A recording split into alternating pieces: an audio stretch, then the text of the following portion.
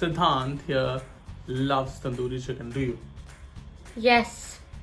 And today we're gonna go onto our grill. I'm gonna make some tandoori chicken, but before that, I'll show you how it's marinated. The marinade is an essential step in this entire recipe. The video link to the marinade is in the description below. We need about 1 kilo of chicken that has been scored, which means it's cut like this all the way to the bone. This helps in evenly cooking the chicken and also helps in marinade penetrating it.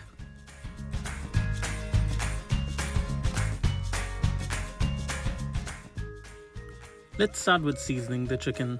2 teaspoons of salt, some pepper, a little bit of lemon juice. Description tells you everything about the quantities. A bit of cumin, some garam masala. All of this mixed really well into the chicken so that it gets in the flavors, the salt penetrates, and the marination can begin. And hey, don't forget to reach all the way to the bone.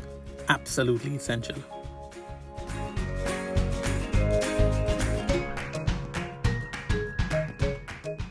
Cover the chicken for 30 minutes, keep it aside. From here on, we move to the marination.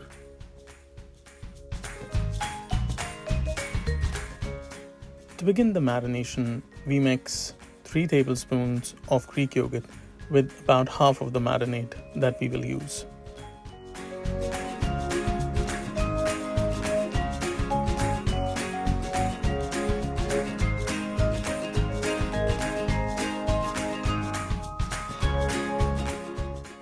Get the seasoned chicken back here, and that marinade goes into the seasoned chicken. We mix the marinade separately in the yogurt and the chicken. That's because if you were to put the marinade on the chicken and then the yogurt on top, it would just wash off most of the marinade and it would not taste the same. This tangy, gorgeous marinade must be put into each one of those slits. Add the fragrant herbs, which is coriander and mint, and let the chicken go to bed. 2 hours at least, 24 hours for the best results. The chicken can now be cooked on a sizzling coal barbecue or in an oven preheated at 200 degrees.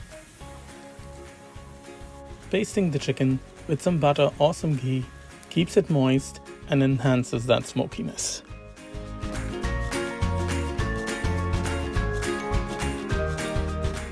On the barbecue, keeping this chicken covered in a tray on the indirect heat cooks it through and makes it juicier.